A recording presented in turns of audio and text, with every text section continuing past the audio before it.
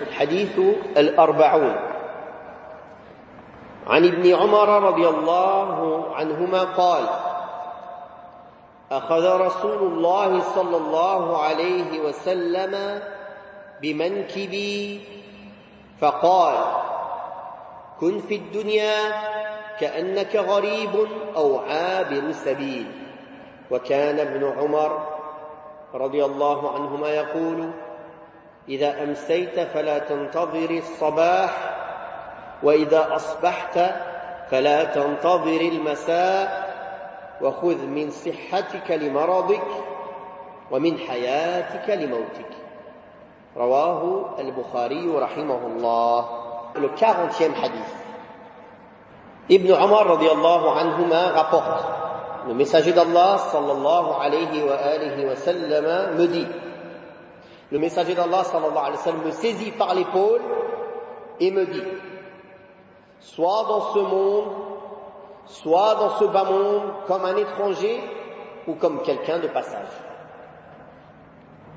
Corroborant ces dires, Ibn Umar radiyallahu anhuma disait: quand tu es au soir, n'attends pas le matin, et quand tu es au matin, n'attends pas le soir. Prends de ta santé pour ta maladie et de ta vie pour ta mort. Rapporté par Al-Bukhari rahimahullah. Le messager d'Allah sallallahu alayhi wa sallam a indiqué dans ce hadith l'état dans lequel doit être un homme pieux dans ce bas monde. Il a indiqué dans ce hadith l'état dans lequel doit être l'homme pieux dans ce bas monde.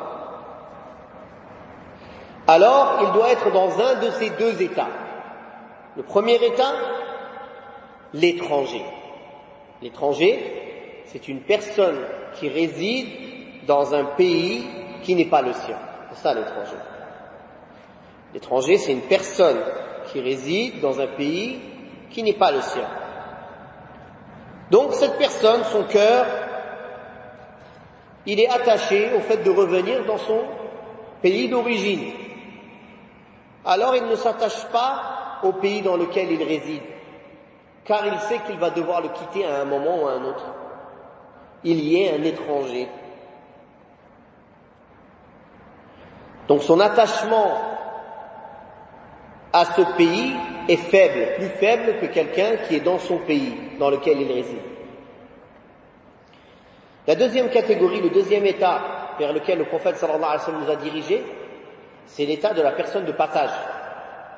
C'est-à-dire qu'il est voyageur.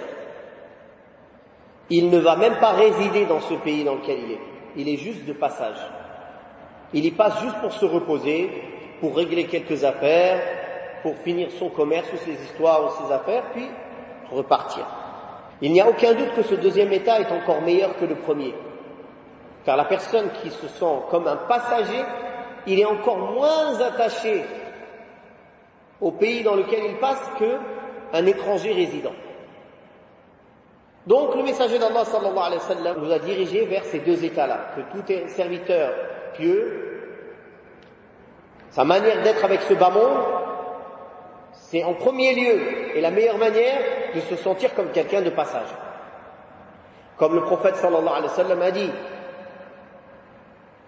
quand Omar ibn al-Khattab radiyallahu anhu l'a vu avec des traces sur son flanc, il était allongé sur un matelas rempli de feuilles de palmier, de branches de palmier, qui avaient laissé des traces sur son flanc, sallallahu alayhi wa sallam. Quand Omar ibn al-Khattab l'a vu ainsi, ça l'a peiné. Il a dit au messager d'Allah: tu es le messager d'Allah et tu dors sur ça, alors que les rois des Perses et des Romains, ils dorment sur la soie, etc. Que lui a répondu le prophète sallallahu alayhi wa sallam?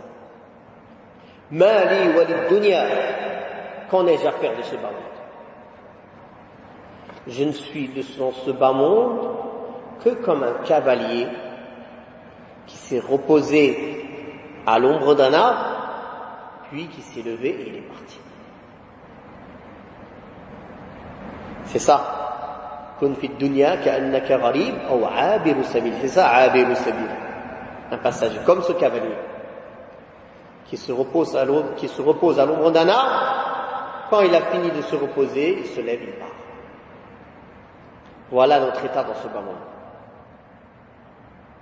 Ce n'est pas notre demeure. Elle n'est pas notre demeure. Elle n'est que le lieu d'épreuve et de passage.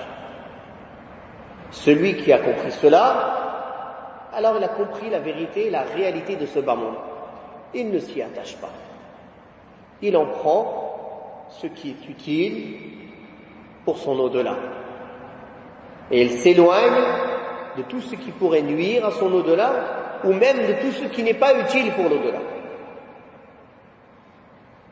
Tout ce qui n'est pas utile pour l'au-delà. Zuhd, on avait dit l'ascétisme. C'est quoi la définition de l'ascétisme? Zuhd, c'est de délaisser tout ce qui n'est pas utile dans l'au-delà.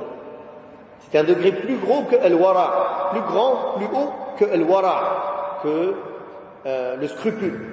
Le scrupule, c'est de délaisser tout ce qui pourrait nuire dans l'au-delà. Tout ce qui pourrait nuire dans l'au-delà. Alors que zuhd, l'ascétisme, c'est de délaisser tout ce qui n'est pas utile dans l'au-delà. C'est-à-dire même certaines choses qui ne nuisent pas dans l'au-delà, mais elles ne sont pas utiles, il les délaisse. Il les délaisse. Allah nous permette, subhanahu wa ta'ala, de comprendre la réalité de ce bas monde et la réalité de l'au-delà, et qu'il nous permette, subhanahu wa ta'ala, d'agir pour construire notre vie éternelle et de ne pas être attaché à cette dunya, à ce bas monde maudit qui n'a pas la valeur auprès d'Allah d'une aile de moustique.